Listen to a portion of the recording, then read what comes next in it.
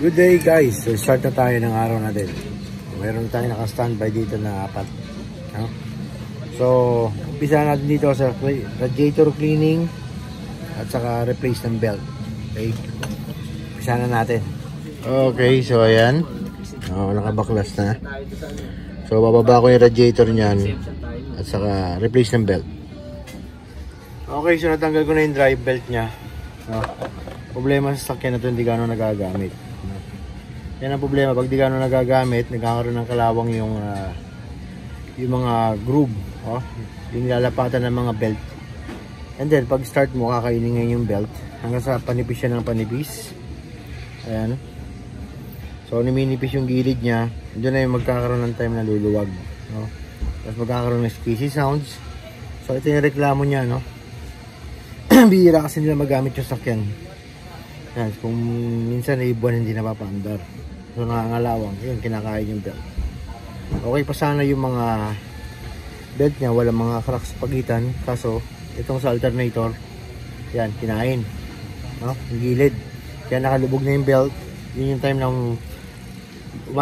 umiingit siya, no? Kasi papalit na lang akong drive belt. Narinis ko na rin yung radiator. Then ibabalik na rin natin, no?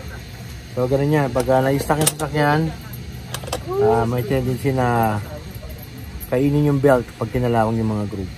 Okay? Okay, so natapos na ako sa asul. Dito naman tayo sa pula. Ayan. So, problema nito, marami, no? Pinapacheck. Okay. Okay, so pan-checking, may nakita ko. Ayan. May leak sa elbow.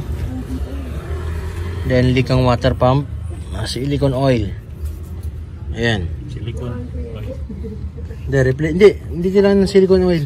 Replace yan. Replace talaga. Magtatapon at magtatapon yan. Ngayon, kung kaya ng budget nyo, sabay nyo na yung radiator nyan.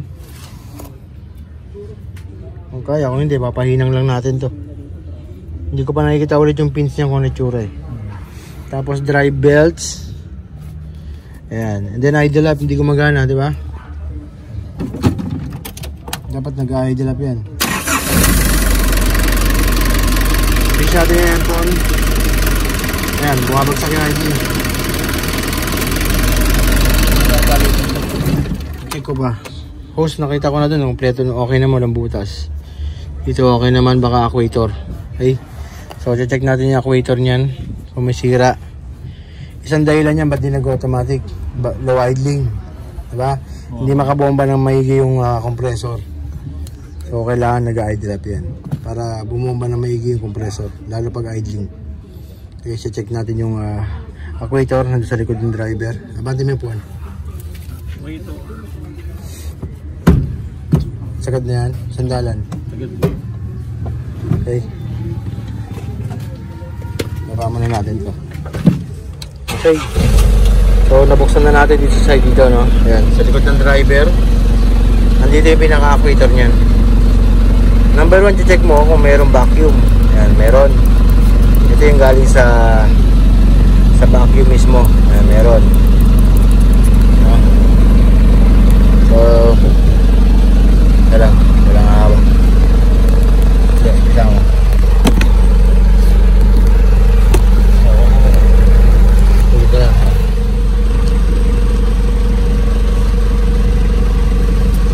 So may vacuum. Igutin ko yung isang hose.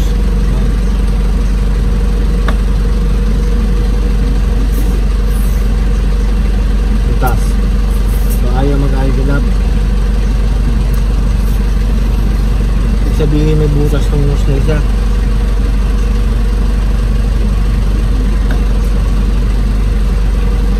So nagdugtog ko yung dalawang hose, ayaw gumana. So, ibig sabihin, yung hose na isang may problema o kaya yung idle up mismo sa may injection pump. Okay, on yung aircon. Ayan, may vacuum. Pag ginamit mo yung aircon, binalik ko na isang hose na galing sa vacuum. may vacuum siya. Ito rin gumagana yung connector. So, hindi gumagana malamang ang pinaka-idle up dun sa injection pump. Okay. So, check muna natin yung hose. Okay, so ito yung pinaka-hose. Pinakakabit dun sa idle up. Okay. So, pag inaon mo yung aircon, dapat mayroong vacuum dito. Kaso walang vacuum. Ibig sabihin yan, okay yung aquator, hindi natin ma-check yan hanggat walang vacuum ito. Ibig sabihin may problema yung hose. Pag-checking dito, ayan, no? Butas yung hose, no? Yan ang problema nya. Okay, so ito ngayon yung ayusin natin. Yung mga bushing neto. Kaso pag binaklas pa. Hindi, titignan ko muna yung bushing mo kung anong sira. Kung ano yung mga sira. Para may order na sa ano. Ay, i-refresh muna tayo. Pagdating sa mga bushing, kailangan ano yan, original. Para taon. Naabot ang set na ito pag depende kung anong problema sa ilalim. Alam mo naman yata yung mga presyo na nila. Para may idea din kami kung magkanong iba budget namin na ano. Okay, so to, kailangan natin sa sesto.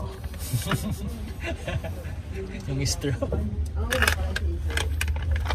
Okay, nag-refresh na tayo, kailangan natin yung straw. Kaya sa bumili tayo ng buong hose, ito gagamitin natin, no?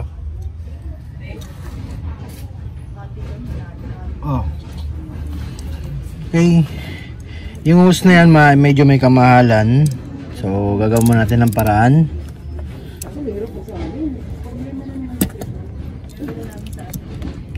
Ito muna lalagay natin para gumana yung idle up. Wala. Marami tayo niyan. Nabubus na kakatalon. Ito, sigurado to hindi natatalon to. Ito, naiwan na. Doon, dalawa na sa ilalim. Para hindi tayo bumili ng hose. Kung kaya naman bumili ng hose, edi bumili na ng hose, no? Pwede rin ta. Ngayon malambot na. May kinakaskasan siguro yung kaya nabutas. Ililipat ng pwesto yan. Doon sa ano, tumama yan. Doon, sa may strap.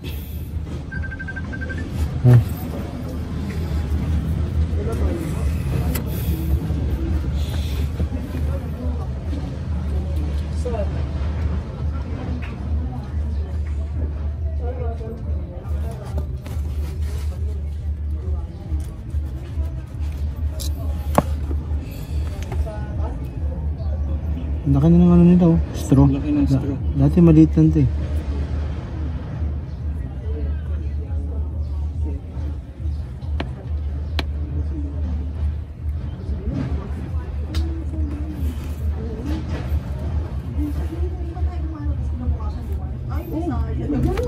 Tapos yung strap natin.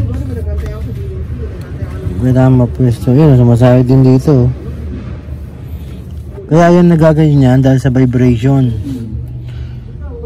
Doon sa may clamp mismo. Okay naman yung pwesto niya eh. So lalagay na natin sa magandang pwesto. Kailangan di nag-i-scratch yung hose kung saan-saan dyan. Okay, tapos testingin natin. Nakabit ko muna yan. Okay, so start. Tingnan natin kung gagana. Aircon. Yun. Okay. Gumana na. Kung makita ka mas maliit doon, mas maganda. Pero okay na. Patay mo.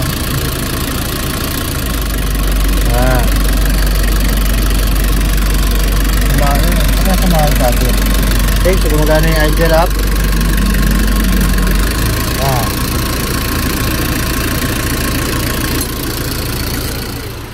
Okay. So nakita nyo, gumana na yung idle up niya. Isang reklamo niya dyan is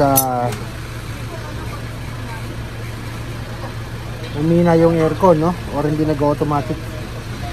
So isang dahilan yan kung bakit hindi siya mag-automatic, lalo pag naka-idling, no? Dahil sa improper idle, no? Kasi dapat siya nag-idle up para bumomba ng maayos yung compressor, no? So, okay, so ayan, kailangan nag-idle up yung sasakyan nyo para gumanda performance ng aircon. So hindi lang yan, no? Dahil pati charging ng alternator gaganda, bomba ng water pump gaganda. Pagka ganyan bagsak ang idling, lalo pag gabi, kasi pag nag-on ka ng aircon, kaya may idle up na nakadesign yan para tumaas yung minor, kasi yung compressor kukuha siya ng lakas sa makina, no? Kaya kailangan niya ng idle up para bombay niya yung compressor. Okay, so i-check ko muna yung mga kailangan dito, and then babalik nila sa akin yan pagka kompleto na yung parts, no? Pagdating kasi sa mga bushing, kailangan yan original, kasi ayoko nang pabalik-balik, paulit-ulit na trabaho. Okay, so check ko na to. Okay, so paalis na sila. So binigyan natin ng reseta yan, no? So mga bushing niya sa molye wala na, stabilizer link bushing yan, kasi reklamo niya makalampag yung ilalim. Tapos yun nga, water pump, dry belts, and then steering boots. So, marami, no? More or less aabot ng mga yan, 15 to 20,000. Okay, so sasalang ko yung kasunod. Ito may problema sa aircon daw. Aircon at saka change oil. Problema nito, no? Okay, so check na natin. Okay, so ang problema niya, anong problema? Magana naman yung aircon, malamig, oh. Ayan. So problema niya pala yun. Ay, mating? Meron ko wala yata ako. Okay, so yun ang problema niya, hindi gumagana. Wala na talaga yan, siguro tinanggal na, direkta. Diretso na lang, okay lang. Okay. So yun pala yung problema. And then, so ito yung switch niya, no? Ito ba yung switch niya? Opo, yan. Okay, so check natin. So electrical ang problema. So check natin kung anong problema ng electrical. Okay, yung aircon niya malamig. Okay, try muna natin. Electrical yan. And then change oil. Okay. Okay, so natapos na ako sa puti. Yan. So na-change oil ko na yan. And then yung electrical problem niya pagdating sa lumakan mo. Ay, inom to? Oo. Sa aircon niya, basic lang. Kaya di ko na pinakita sa inyo, no? Dito lang sa supply. Naputol dito sa may supply niya bago dumating sa blower. Okay. Yung switch pala, balik mo muna. Kita mo ito? Kukunin ko nga eh. Saka itong switch. Oo nga pala, hindi mo balik. Madali lang. Susok lang yun. I-testing ko na yan, mag-aircon ako pa ano.